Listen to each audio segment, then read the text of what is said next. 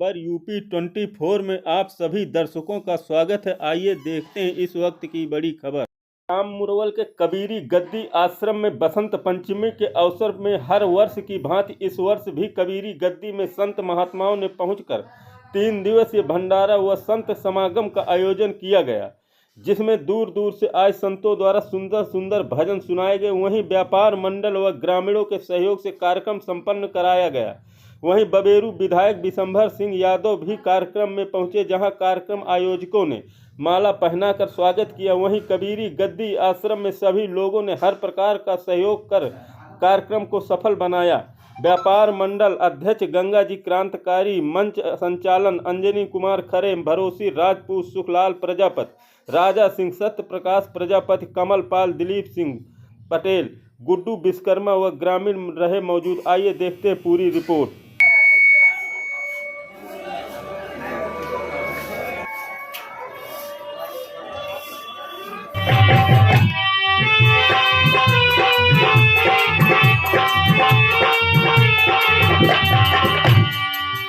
अगली रात इसका निर्माण करा गया है, तो मैं सभी श्रोता समाज यहाँ बैठा हुआ है, अपने गांव के लोग बड़ा सहयोग किए हैं। एक बार ऐसे दानवीरों का मैं हृदय से अभिनंदन करता हूँ।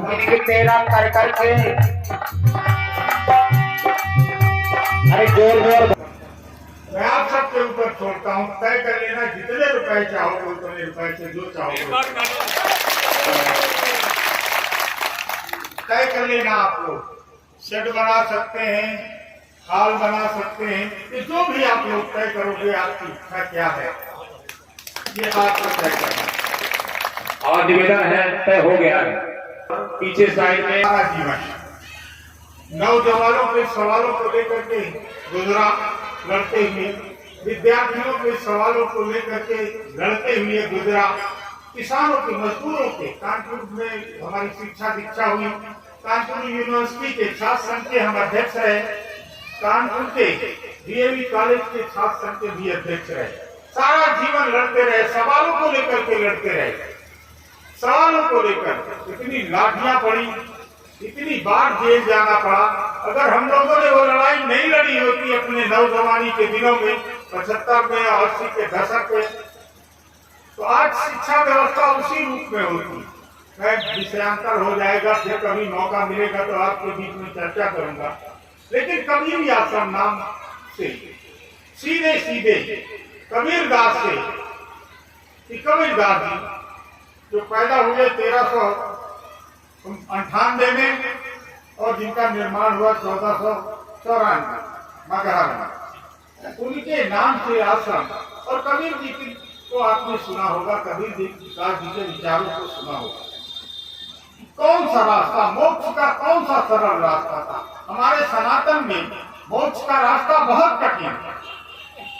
गौतम बुद्ध ने, कबीरदास जी ने, नानक जी ने और तमाम जो महापुरुष हुए, मोक्ष का और समाज के लोगों ने मोक्ष का बड़ा सरल। आज हम मुरवल में मौजूद है, जहां बसंत पंचमी के दिन हर वर्ष की भांति इस वर्ष भी कबीर गद्दी आश्रम में संतों का आगमन हुआ है। और यहाँ 3 दिवस जो है संतों का जो है कबीरी गद्दी में जो है भागवत प्रवचन होते हैं और यहाँ पर दूर दूर से संत आते हैं। आज उन्हीं के उसमें हमारे इधर गद्दी में सिसोलर के जो है गद्दी के जो महंत हैं आए हुए हैं। आइए उनके विषय में बात करेंगे और जानेंगे। महाराज जी प्रणाम। हम लोग सिसोलर जो है हमीरपुर डिस्ट्रिक्ट में आपका है जो है, तो वहीं की संबंधित शाखा है। और तो महाराजा साहब की वहाँ गद्दी है सिसोलर में, उनके 4 शिष्य थे। 4 शिष्यों में से जो कि आपका मुरवल आश्रम है, तो लालदास जी महाराज तो उनके मुख्य शिष्यों में थे, 4 शिष्यों में से। तो इनका इतिहास यह है कि तो महाराजा बाबा के जो 4 शिष्य थे, 4 शिष्य में तो आपका मुरवल आश्रम, आपका नौगवा आश्रम, आपका गहरूखेड़ा आश्रम, तो आपका चौडगरा आश्रम। इस प्रकार से जो 4 आश्रम ये तो वहाँ की 4 संबंधित शाखा है जो कि मुख्य आश्रम है। तो महाराजा साहब ने अपने जो है शिष्यों को, जैसा कि इतिहास सुनने को मिलता है और हमारे शास्त्रों में लेख भी मिलता है कि महाराजा साहब ने अपने 4 शिष्यों को तो क्या हुआ जो है एक कंडा दिया, जो कि देहातों में सब कोई जानता है, हाँ चिलगोबले भी आप कह सकते हैं। तो उन्होंने 4 शिष्यों को दिए और उनसे कहा चला करके, हाँ कि आप जहाँ तक ये कंडे की आग जाए वहाँ तक आपको जाना है और जहाँ कंडे की आग समाप्त हो जाए वहीं आपको वहाँ धूनी रमा लेना। तो देखिए महापुरुषों की जो कि कृपा, गुरु कृपा, उनके प्रताप से आप समझिए कहाँ से सोलर, कहाँ आपका मुरवल, 60-70 किलोमीटर का अंतर। मतलब इस प्रकार से महापुरुषों की देखिए महिमा अनंत है। और तो लालदास जी महाराज के तो आपके पुण्यतिथि में बसंत पंचमी के पावन पर्व पर यहाँ पे तो आपका 3 दिवसीय कार्यक्रम होता है, जहाँ बहुत दूर दराज से संतों का आगमन होता है। और यहाँ के जो समिति के लोग हैं बहुत अच्छा इनका योगदान है और इनसे उम्मीद है कि इसी प्रकार कार्यक्रम को आगे और जी। आप सिसोलर की गद्दी में इस समय विराजमान। जी जी जी। हमने सिसोलर वाले महाराज जी की बहुत बड़ी महिमा सुनी। जी जी।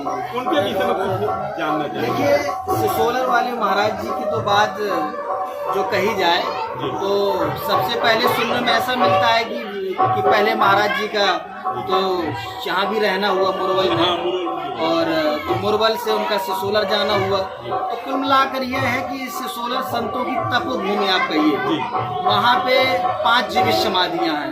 तो वहाँ लगातार तो आपके जैसे कि रामदास नागा जी हो गए, इस प्रकार से सिद्ध संतों का आगमन हुआ और आपके महाराज जी का भी तो आगमन हुआ। उनके बारे में ऐसा बताया जाता है कि उनको जब भी लोगों ने देखा तो स्नान किए हुए मिले गंगा जी के, तो रेणुका मिली। और वहाँ ये नहीं कोई जान पाए कि कौन व्यक्ति कितनी दूर दराज से आ गई, वहाँ तांता लगा रहता था भक्तों का।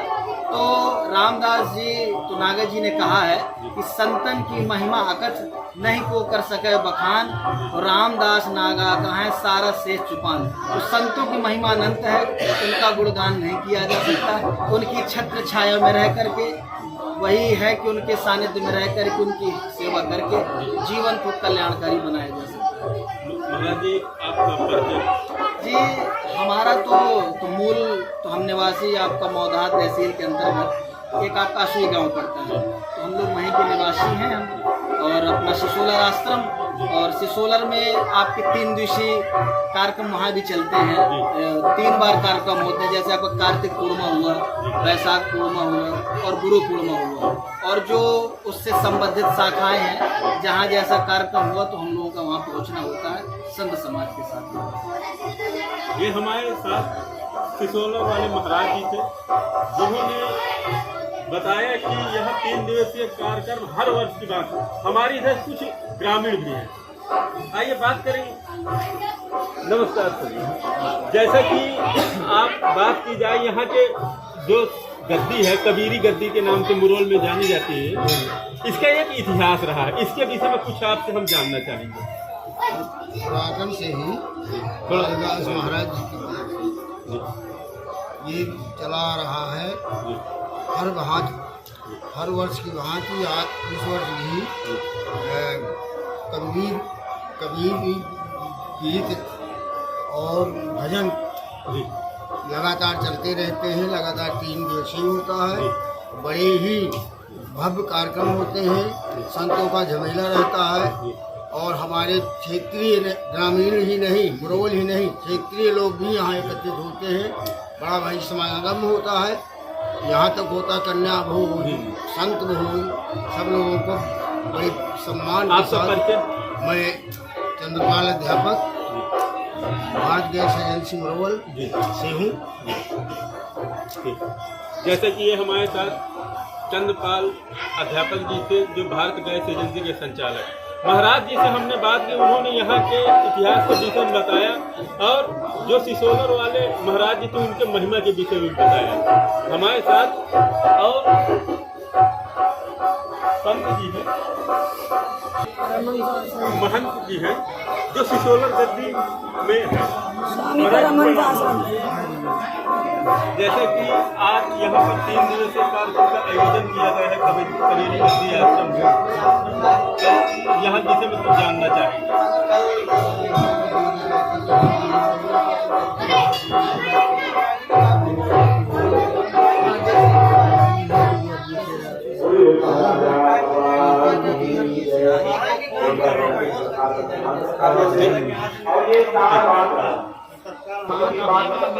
यहाँ पर समाधियाँ बनी हुई कबीरी गद्दी आश्रम और इनका एक अपना इतिहास है।